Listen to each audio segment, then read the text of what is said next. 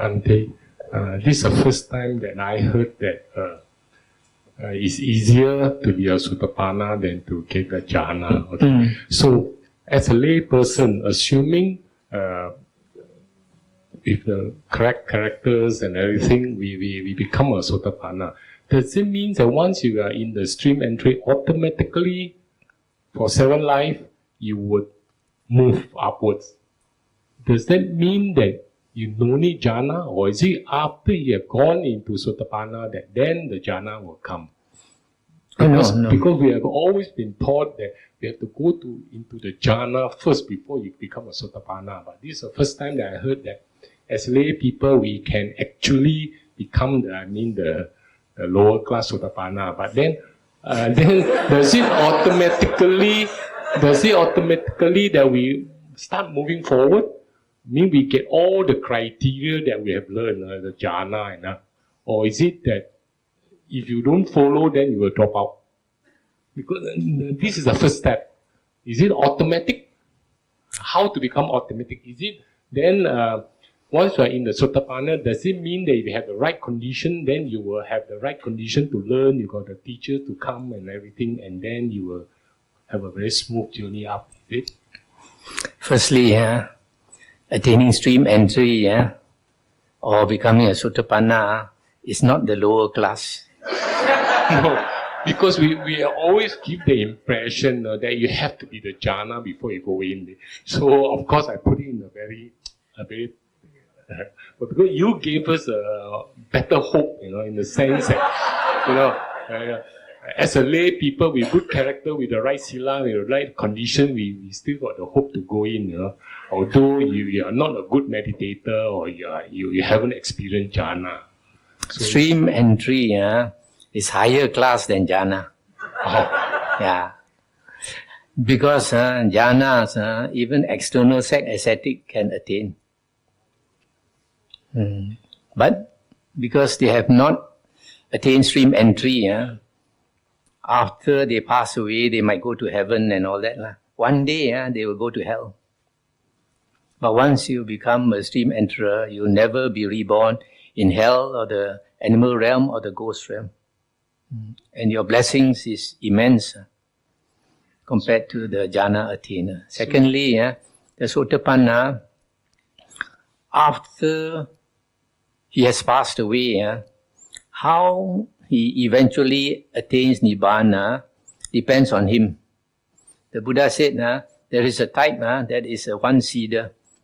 He only takes rebirth once and he strives very hard and then he will enter Nibbana. That means probably attain Arahanthood. Then there's another type that will take 2 or 3 lives and then enter Nibbana. Then there's another type that will take more, up to 7 lives. Now, if he attains Arahanthood, he will enter Nibbana after he passes away as an Arahant. If he attains Anagamin, third fruit, he will be reborn in the Suddhavasa heavens, the 4th jhana plane. Or some of them, if they constantly abide in Arupa jhana, then they take rebirth in the Arupa realm. And from there, they enter Nibbana when they pass away. They don't attain Arahanthood, They don't have to attain Arahanthood. From there, they just die and pass away into Nibbana. Same with the Suddhavasa heavens. That's for an Anagamin. So if he's a Sakadagamin, then he's reborn in heaven. Then he comes back, the last life. The last life, that means either he strives like our Buddha, becomes an Arahant and enters Nibbana, or even if he does not strive, for example, the person who has finished 7 lifetimes, the moment he dies, he will enter Nibbana. When we are dying, our body becomes weaker and weaker and weaker, and the mind becomes stronger and stronger. Recently, just about a week ago, I met one of our devotees who had been missing for about 3 months. So I asked him, what happened to you? He said he had a virus infection Then he went to Ipoh hospital. The doctors gave him antibiotics. And then he didn't improve, went to see some specialist center, some private hospital. They gave him some more antibiotic. Became so weak, they told him must be admitted to the hospital. Then he decided to go to where his son was in Johor Bahru. And there the son sent him to some private hospitals. And then he got antibiotic after antibiotic until he became so weak that he said he went to the toilet, he could not get up from the toilet seat. And after that, he became so weak that he thought he was going to pass away. Totally given up already. He was going to pass away. And then at that stage, he thought of giving up the struggle. So he let go. And then he said, as he was about to die, suddenly, because he had been listening to the Dhamma talks, and his favorite was Paticca Samuppada, dependent origination, this talk came up in his mind. That everything is only conditions only. And perhaps he saw more clearly, no self. And suddenly, he maybe he got a little enlightenment, and he recovered. He didn't die. So after that, he told me, near death only, he realized the value of the Dhamma. So that's why you see when Sotapanna probably, even he has not attained jhana, when he's dying, the body becomes weaker and weaker, and the mind becomes clearer and clearer, and everything becomes, all the Dhamma that you have learned becomes so clear, then that person attains Nibbana. Mm-hmm. So Bhante, in conclusion, mean we first thing get into Sotapanna, then we are on the right way. Yes. So it's good to hear that. You no need to. Of course, meditation, everything will put you in a better and stronger position. Yeah. But it's not mandatory in the sense that. So it gives a lot of people a lot of hope.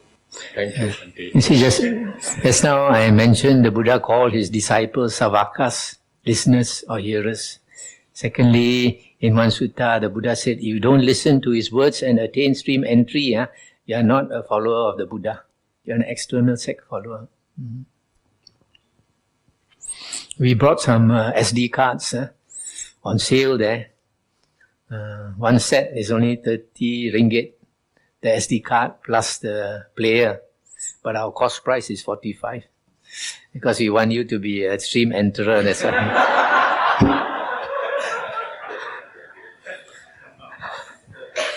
Special offer. Thank you, Bhante. Bhante, the Sotapanna, right, who passed away, in the next life, will they remember their Sotapanna? Or Yes.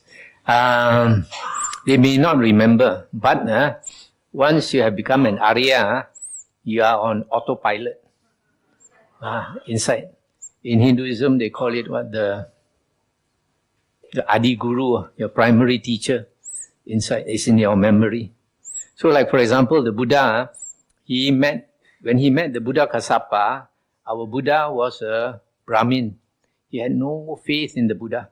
His friend Jotipala, Gatikara, asked him to see the Buddha so many times. He refused. He said, "What's the use of seeing your shaveling monk, your botak monk?" He refused to go. And then his friend dragged him by the hair, and his friend is a low caste man. Drag him by the hair is a very big offense, If he reported it to the other Brahmins, the Brahmins might kill him, So he got shocked. He asked his friend, "Is it so important that you dare to do this?" His friend said, "Yes, it's so important." Then he thought, there must be something special about his teacher. So he went to see the Buddha. Then his friend Gatikara, the pot maker, bowed to the Buddha and sat down. He refused to bow. Hello.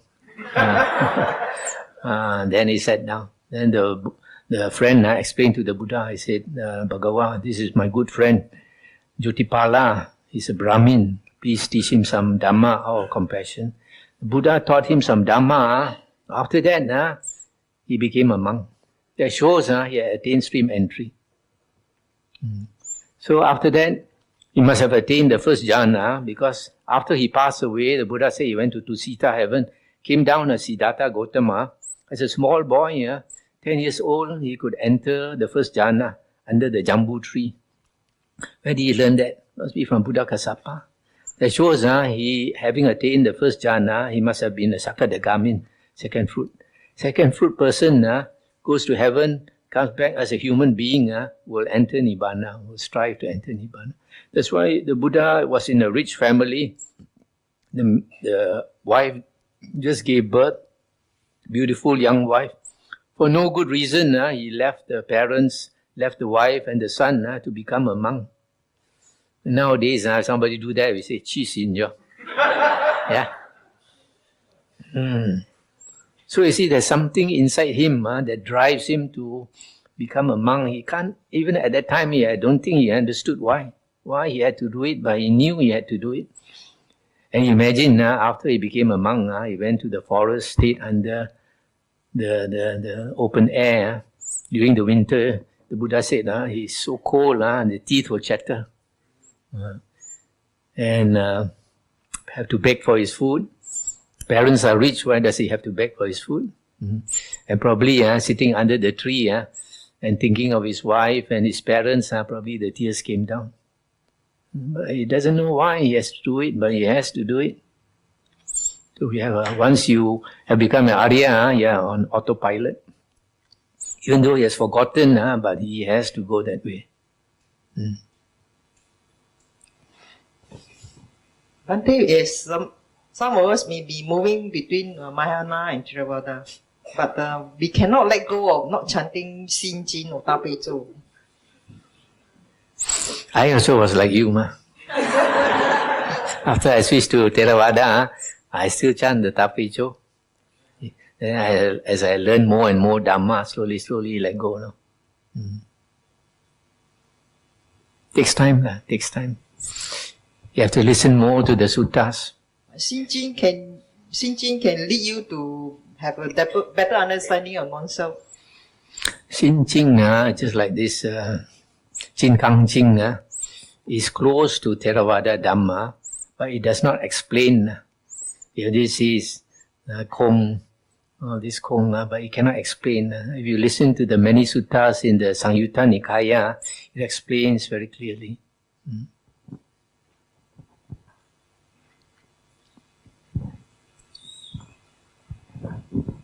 Bhante, I'd like to ask a question concerning seeing things as they are. Just now Bhante mentioned that delusion is the inability to see things as they are. But I seem to have this sort of understanding that seeing things as they are means seeing things in accordance to the Four Noble Truths. Then ignorance is not knowing the Four Noble Truths. So there doesn't seem to be much difference there. Yes, but if you have delusion, even though you hear the Four Noble Truths, you think you know, but you don't understand. Because your mind is not focused. You can keep listening to it many times, but you don't understand, don't really understand. And ignorance is not knowing about the Four Noble Truths at all. No understanding. Not understanding. Delusion means you don't see things clearly, not only about the Four Aryan Truths, anything else. Bhante, when the person died, the soul came out from which part? Head, eyes, nose, ear, mouth, heart, or the body? It doesn't matter. But there are some people who have experienced it. They seem to go through a tunnel.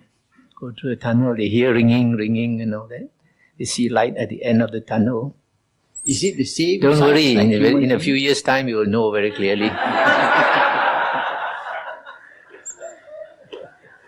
Is it the same size like human being or 50-cent coin? Huh? What's that? Soul. The Is soul. it the size. No, it depends on what you have developed into. You become a deva, you suddenly come out of your body, huge deva. But I believe if we are already evolved to be a human being, you cannot take rebirth as a flea or a mosquito, something that is so undeveloped. We have already spiritually evolved.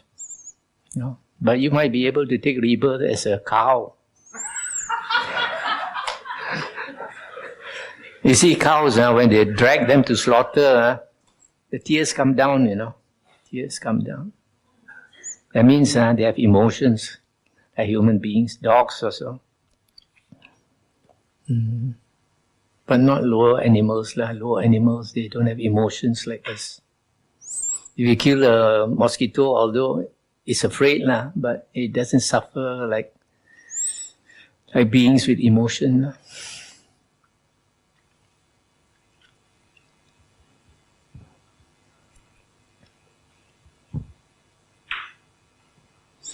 The Buddha said, once he was with his disciples in the forest, so he took up some leaves in his hand. So the Buddha said, he asked his disciples, he said, you see the leaves in my hand, is it much compared to the leaves in the forest? They said, the leaves in your hand are so little, Bhagawa. The leaves in the forest are so much. Buddha said, what I know is like the leaves in the forest so much. What I teach is so little, like in my hand. I only teach suffering, the cause of suffering, the ending of suffering, and the path leading to the ending of suffering. So where you come up from the body is not important. Understanding the suttas is important. Yeah.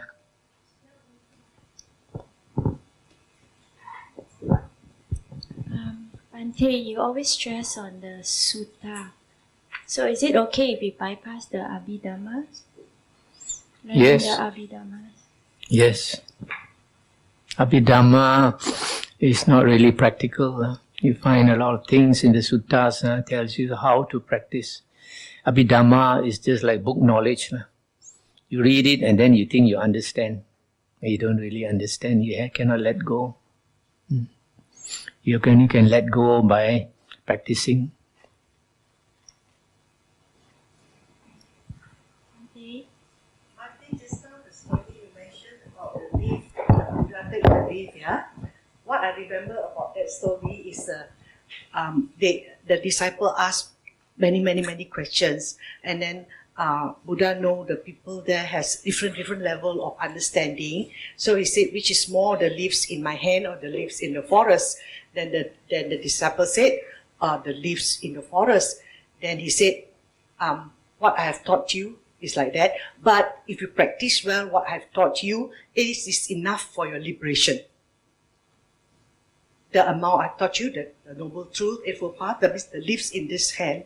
But if you practice this well, you understand well, you practice well, this is enough for your liberation, without having to understand world system or rebirth and whatnot. That's what I understand from that story. So I think that part is important. What you know here, practice it well, then that is enough for your liberation.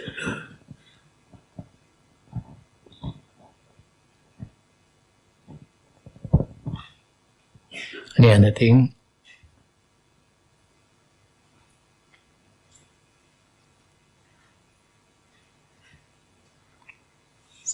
All understood, huh?